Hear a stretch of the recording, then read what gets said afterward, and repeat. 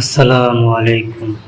আজকে জুমার দিনে আমরা জানব মহান আল্লাহর রহমতের সেই বিশালতা, যা একজন অপরাধীকে আলোর পথে ফিরিয়ে আনে। আমরা আজ সরাসরি কোরআনে, সহিহ সুন্নাহ এবং সালাফদের নির্ভরযোগ্য তাফসীর এবং এই সুসংবাদটি জানাবো ইনশাআল্লাহ। আল্লাহ তাআলা বলেন, হে আমার বান্দাগণ, যারা নিজেদের উপর জুলুম করেছ, তোমরা আল্লাহর রহমতে থেকে নিরাশ হও না। নিশ্চয়ই আল্লাহ সমস্ত গুনাহ ক্ষমা করে দেবেন। তিনি অত্যন্ত ক্ষমাশীল ও পরম দয়ালু। সূরা আল-জুমার আয়াত 53। এই আয়াতের ব্যাখ্যায় তাফসীরে ইবনে কাসির থেকে আমরা সালাফদের তিনটি মূল বিষয় জানতে পারি। প্রথম বিষয়, ইমাম ইবনে কাসির রহমাতুল্লাহি আলাইহি বলেছেন, এই আয়াতটি হলো তওবাকারীদের জন্য মহা সুসংবাদ।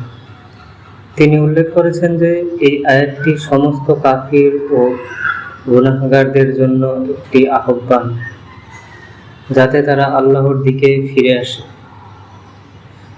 দ্বিতীয় বিষয়, তিনি পরিষ্কার করেছেন যে এই ক্ষমা পাওয়ার প্রধান শর্ত হলো খাঁটি মনে আল্লাহর দিকে ফিরে আসা বা তওবা করা। তিনি বলেছেন, মৃত্যু এবং কিয়ামতের ঠিক আগ মুহূর্তের আগে খাঁটি মনে তওবা করে ফিরে আসলে আল্লাহ সমস্ত গুনাহ মুছে দেবেন। তৃতীয় বিষয়, সালাফদের মতে এই আয়াতটি হলো হতাশাগ্রস্তদের জন্য আশা।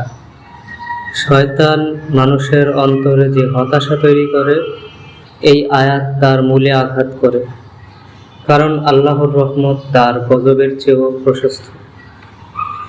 ইমাম ইবনে কাসির রহমতুল্লাহি আলাইহি এই আয়াতের দলিল হিসাবে সহিহ বুখারী এবং সহিহ মুসলিমের সেই বিখ্যাত হাদিসটি এনেছেন।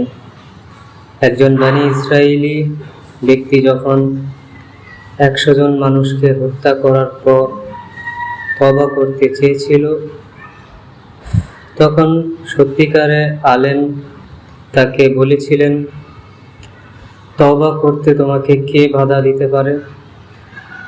সেই ব্যক্তি যখন তওবা করে ভালো মানুষের জনপদের দিকে রওনা দিল এবং পথেই মারা গেল, আল্লাহ তাআলা তার জমিনের দূরত্ব কমিয়ে দিয়ে ফেরেশতাদের হুকুম দিলেন তাকে ক্ষমার তালিকায় অন্তর্ভুক্ত করতে।